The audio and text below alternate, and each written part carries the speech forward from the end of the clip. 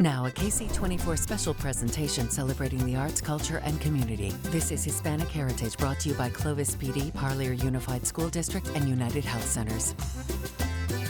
Welcome to our celebration of Hispanic heritage. I'm Viviana Yvonne. Thank you for joining us. Today, as we celebrate Hispanic culture, we will share local stories of inspiration, family connection, and community. We start with an inspiring story of perseverance and determination. From Stockton to the Central Valley Fields, Dolores Huerta's fight for justice helped ignite a national movement. Today, she reflects on her early days of organizing and the struggle that changed America.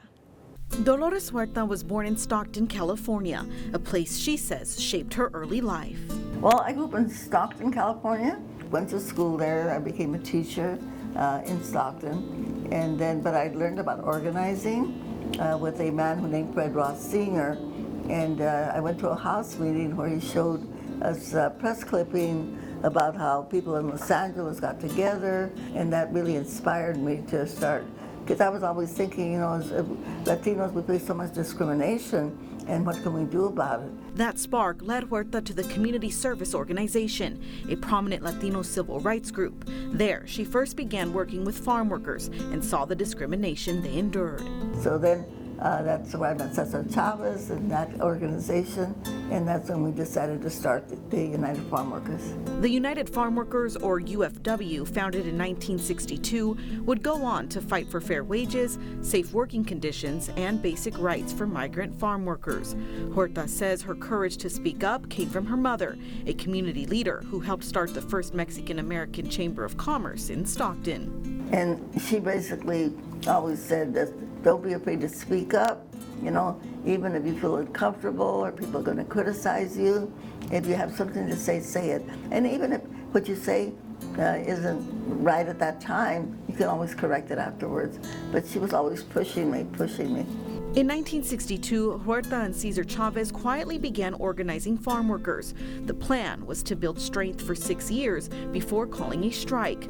But history had other plans. When Filipino labor leader Lebriit Leong and his union walked off the fields in Delano, Huerta says they had to make a choice. But the Filipino workers were being treated so brutally by the employers, and so we said to them, okay, no, it looks like we're going to have to go on strike to support the Filipino workers. At the time, Huerta says conditions in the fields were inhumane. Their wages were like 50 cents an hour to 70 cents an hour. And that was the highest that they were getting paid. They didn't have bathrooms in the field. Can you imagine for women what that was like? They didn't have cold drinking water. They didn't have hand washing facilities. They didn't have rest periods. They didn't have unemployment insurance or disability insurance. They didn't have the right to organize. And they were treated like they were not human beings. The strike lasted years, with marches, boycotts, and nonviolent resistance that captured national attention. In July of 1970, more than 10,000 farm workers won a historic victory. A couple years later in Arizona, Huerta faced another challenge: state laws that made it illegal for farm workers to strike or even call for a boycott. And they said, oh, Dolores, in California, you can do all those things, pero in Arizona, here in Arizona, you can't. In Arizona, no se puede. And my response to them was, Si Se Puede in Arizona. Huerta shared that message at a rally where the crowd rose to their feet and the phrase Si Se Puede, or Yes We Can, was born. It would become a call to action for future generations.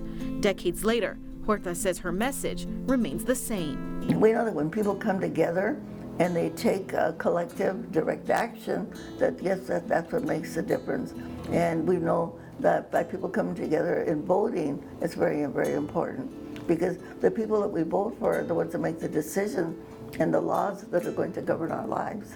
Dolores Huerta has shown that change is always possible. One voice, one vote, and one movement at a time, and with two simple words that echo through generations. Si Se Puede.